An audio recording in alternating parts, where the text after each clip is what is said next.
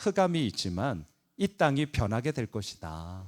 어떻게 그러한 변화가 일어나느냐? 한 아기가 우리에게 태어나 놀라운 변화를 일으킬 것이다. 요 얘기하고 있거든요. 자, 우리 좀 더 자세하게 한번 보실까요? 자막을 보십시오. 이사야 9장 1절에서 이렇게 시작을 합니다. 함께 읽겠습니다. 전에 고통받던 자들에게는 흑암이 없으리로다. 옛적에는 여호와께서 스불론 땅과 납달리 땅이 멸시를 당하게 하셨더니 후에는 해변길과 요단 저쪽 이방의 갈릴리를 영화롭게 하셨느니라. 이사야 선지자가 활동하던 당시 1절에서 말하는 것처럼 스불론 지파가 살고 있던 땅, 납달리 지파가 살고 있던 땅은 아수르라는 나라에 의해 엄청나게 공격을 받았고요. 압제를 받았던 정말 흑암이 있는 땅이었습니다. 또한 1절 마지막을 보시면 이방의 갈릴리라고 말을 하고 있습니다. 갈릴리 지역에 이방인들이 말 그대로 많이 살았기 때문에 이방의 갈릴리 이렇게 얘기를 하고 있습니다. 생각해 보셔요. 이방인들은 유대인들로부터 엄청난 멸시를 받았던 사람들입니다. 그런데 그러한 사람들이 갈릴리에 많이 살고 있으니 그 갈릴리 땅 역시 압제와 멸시와 그리고 사람들의 무시와 조롱으로 꽉 차 있던 땅이었어요. 자, 오늘 이사야 9장 1절에서 우리들에게 말하고 있습니다. 압제, 멸시, 흑암, 사람들의 무시와 조롱이 가득 차 있는 땅의 이야기를 하고 있습니다. 그런데 그곳이 어떻게 되었느냐? 비포와 애프터가 나뉘어지듯이 압제와 흑암과 멸시는 사라지고요. 그 가운데 영화롭게 될 것이다 라는 선포로 오늘 이사야 9장 1절이 시작되고 있습니다. 여러분 계속 자막을 한번 보세요. 2절도 이렇게 시작하거든요. 같이 한번 읽겠습니다. 흑암에 행하던 백성이 큰 빛을 보고 사망의 그늘진 땅에 거주하던 자에게 빛이 비치도다. 그렇습니다. 있는 그대로 한번 보십시오. 깜깜한 흑암 속에 큰 빛이 내리쬐고 있습니다. 얼마나 감사합니까? 얼마나 영광스럽습니까? 자, 그렇다면 우리는 질문하게 됩니다. 이러한 흑암과 압제와 멸시와 절망의 땅이 어떻게 빛이 비추게 될 것이고 어떻게 영광스러움을 노래하게 될 것인가? 아니 도대체 뭐 때문에 그렇게 되는 거야? 라고 우리는 당연히 질문할 수밖에 없고요. 오늘 이사야 선지자는 이렇게 그 질문에 대한 답을 하고 있습니다. 6절을 다시 한번 우리 함께 읽으면 좋겠습니다. 시작. 이는 한 아기가 우리에게 낳고 한 아들을 우리에게 주신 바 되었는데 그의 어깨에는 정사를 메었고 그의 이름은 기묘자라 모사라 전능하신 하나님이라 영존하시는 아버지라 평강의 왕이라 할 것입니다. 한 아기, 한 아들이 우리에게 태어남을 통하여서 이러한 완전한 변화와 완전한 승리와 완전한 기쁨이 이루어질 것을 오늘 이사야 선지자는 선포하고 있습니다. 우리는 알고 있습니다. 여기서 말하는 아기와 아들이 예수님이라는 것을 우리는 알고 있습니다. 하지만 이사야 선지자가 활동하고 있던 그때는 대략 BC 800년이거든요. BC라는 말은 Before Christ잖아요. 예수님이 태어나기 전 800년이에요. 그러니까 그 당시 사람들은 몰라요. 하지만 궁금했습니다.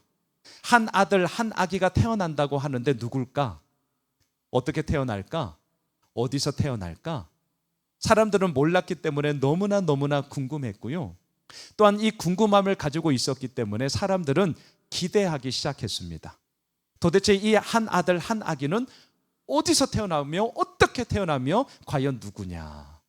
시간이 지나면 지날수록 사람들은 너무너무 궁금해했습니다. 그러면서 대부분은 이렇게 얘기를 했어요. 계속 자막을 한번 보시겠습니까? 사람들이 기다리면서 이 아기에 대해서 이렇게 얘기를 해요. 예레미야 23장 5절과 6절입니다. 같이 읽겠습니다. 여호와의 말씀이니라 보라 때가 이르르니 내가 다윗에게 한 의로운 가지를 일으킬 것이라 그가 왕이 되어 지혜롭게 다스리며 세상에서 정의와 공의를 행할 것이며 그의 날에 유다는 구원을 받겠고 이스라엘은 평안히 살 것이며 그의 이름은 여호와 우리의 공의라 일컬음을 받으리라. 사람들은 궁금해했어요. 기다렸어요. 그러면서 생각했습니다. 왕으로 태어날 거야. 왕으로 오실 거야. 이렇게 생각을 했습니다. 자, 계속 한번 보실까요? 이사야 35장 4절에서는 기다리면서 사람들이 이렇게 얘기를 합니다. 함께 읽겠습니다. 겁내는 자들에게 이르기를 굳세어라, 두려워하지 마라. 보라, 너희 하나님이 오사 보복하시며 갚아주실 것이라.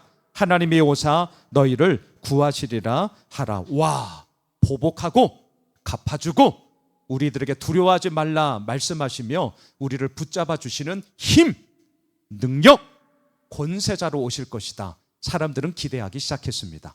우리 하나만 더 보시죠. 미가서 5장 2절입니다. 함께 읽겠습니다. 베들레헴 에브라다야, 너는 유다 족속 중에 작을지라도 이스라엘을 다스릴 자가 내게서 내게로 나올 것이라. 그의 근본은 상고에 영원에 있느니라. 와, 다시 오실 이 아기는 이스라엘을 다스리는 자로 오게 될 거야 라고 기대를 했습니다.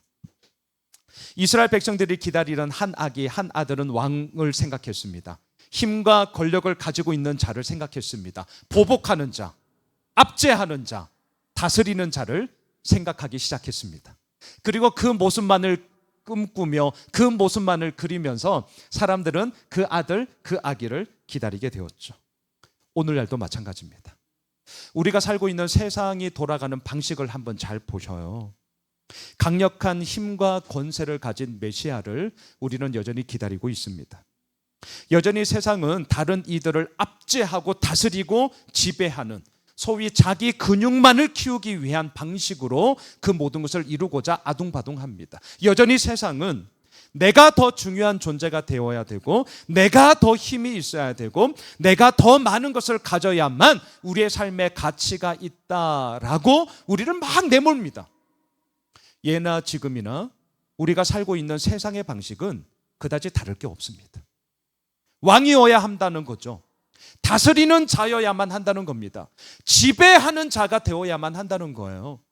그게 바로 이사야 선지자가 말했던 한 아기, 한 아들의 모습이다. 시간이 지나면 지날수록 이스라엘 사람들은 이 생각으로 꽉 차 있었습니다. 그런데 어떻습니까? 오늘 우리가 성탄절을 맞이하여 저의 결론이고 우리가 마음에 새겨야 할 것은 하나님의 방식은 세상의 방식과 다르다는 거거든요. 자막을 보셔요. 하나님은 완전히 다른 방식으로 세상 가운데 구원의 이야기를 펼쳐 보이십니다. 빌립보서 2장 6절로 8절의 말씀입니다. 함께 읽겠습니다. 그는 근본 하나님의 본체시나 하나님과 동등됨을 취할 것으로 여기지 아니하시고 오히려 자기를 비워 종의 형체를 가지사 사람들과 같이 되셨고 사람의 모양으로 나타나사 자기를 낮추시고 죽기까지 복종하셨으니 곧 십자가에 죽으심이라. 여러분 어떻습니까? 하나님은 한 아기 한 아들을 우리에게 낳게 하시고 우리에게 주셨습니다. 그 아기 예수님을 통해 진정한 변화, 진정한 구원, 진정한 승리를 이루게 하셨습니다. 그런데 하나님께서 이것을 이루시는 방식은 방금 우리가 읽었던 것처럼 세상이 생각하는 방식과는 달라도 너무 달라요. 이스라엘 사람들은 왕을 생각했다니까요. 이스라엘 사람들은 다스리는 자를 생각했습니다. 이스라엘 사람들은 높디 높은 신분의 모습으로 이 땅 가운데 압제하는 자, 보복하는 자로 그 아기는 올 거다라고 생각했단 말이죠. 하지만 성탄절을 맞아 우리는 아기 예수님이 어떻게 오셨는지 이미 잘 알고 있습니다. 구유에 태어났습니다. 정말 오늘 빌립보서 이 말씀처럼 낮고 낮은 모습으로 아기 예수님은 이 땅에 오셨습니다. 약함 속에 힘이 있고 겸손한 복종 속에 승리가 있고 십자가의 죽음 속에 영원한 생명이 있는 세상은 도저히 이해할 수 없는 하나님의 방식으로 하나님은 이 땅을 구원하며 이 땅을 변화시키며 이 땅을 오늘도 이끌어가는 그 놀란 은혜의 손길을 우리 가운데 허락해 주셨고 보여주셨습니다. 말씀을 정리할게요. 오늘은 딱 하나만 우리 마음에 품읍시다. 세상이 추구하는 방식은 우리의 몸으로, 우리 자녀들도 이 자리에 함께 하고 있지만 이 친구들이 어른들인 우리들의 삶을 보면서 세상이 돌아가는 것을 보면서 가르쳐 주지 않아도 몸으로 이미 다 알고 있습니다. 그렇기에 우리가 교회에서라도 세상의 방식이 아닌 하나님의 방식이 결국 진정한 변화를 일으킨다. 진정한 구원의 이야기는 바로 여기에 있다라는 것을 오늘도 우리는 함께 나누며 우리 모두의 마음에 새겨야 할 것입니다. 한 번쯤 들어본 얘기일지 모르겠습니다. 어느 역사학자가 33세 같은 나이에 삶을 마친 예수님과 그 위대한 알렉산더 대왕을 비교한 글을 아마 여러분 한 번쯤은 들어보셨을지도 모르겠습니다. 한번 들어보세요. 알렉산더는 왕국에서 태어났고 예수님은 마국간에서 태어났다. 알렉산더는 왕자로 태어났고 예수님은 목수의 아들로 태어났다. 알렉산더는 자신의 소유를 위하여 남의 피를 흘렸고 예수님은 온 인류를 위하여 자기의 피를 흘렸다. 알렉산더는 모든 사람들을 노예로 만들었고 예수님은 모든 사람들을 자유케 하셨다. 알렉산더는 영광의 바벨론에서 죽었고 예수님은 수치의 갈보리에서 죽었다. 알렉산더는 고귀한 왕으로 죽었고 예수님은 십자가에서 조롱받으며 죽었다. 알렉산더는 모든 왕국을 정복하였고 예수님은 죽음을 정복하였다. 사랑하는 예수 믿으실 가족 여러분, 그토록 강력한 권세를 가졌던 알렉산더도 죽음은 정복하지 못했습니다. 하지만 예수님은 죽음을 이기시고 부활하시고 우리들의 왕으로 오늘도 우리와 함께 하시는 줄 믿습니다. 그토록 방대했던 알렉산더의 제국은 역사 속으로 사라졌습니다. 하지만 낮고 낮은 모습으로 오신 한 아기의 모습으로 오신 그 예수님의 나라는 오늘도 우리 가운데 있고요. 그리고 영원한 예수님의 나라, 하나님의 나라로 우리 모두에게 고백되어지고 이 땅의 모든 사람들에게 전하여지는 영원한 나라가 되는 줄 믿습니다. 알렉산더는 겨우 13년 제국을 통치하다가 그의 나이 33살에 죽어요. 물론 예수님도 육신의 나이 33살에 죽죠. 그렇지만 아시죠? 그 예수님은 오늘도 만왕의 왕, 만주의 주로 우리와 함께 하시며 우리를 다스리시며 우리를 이끄시는 분이십니다. 어떻게 이러한 극과 극의 차이가 있을 수 있냐고요? 오늘 이것만 꼭 기억해 주세요. 강력한 힘과 권세를 가지면 될 거야 라는 세상의 방식이 아니라 약함 속에 힘이 있고 겸손한 복종 속에 승리가 있고 십자가의 죽음 속에 영원한 생명이 있는 하나님의 방식을 따랐기 때문입니다. 바라기는 2025년 성탄절 오늘 이 아침 우리가 함께 예배하면서 우리의 마음에 새깁시다. 자기를 낮추고 또 낮추는 죽기까지 복종하신 예수님의 겸손과 희생의 이야기가 연약하기 그지없는 아기의 모습으로 이 땅에 오신 그 예수님을 본받아 우리가 제2, 제3의 작은 예수들이 되어 함께 이 땅을 살아가면 좋겠습니다.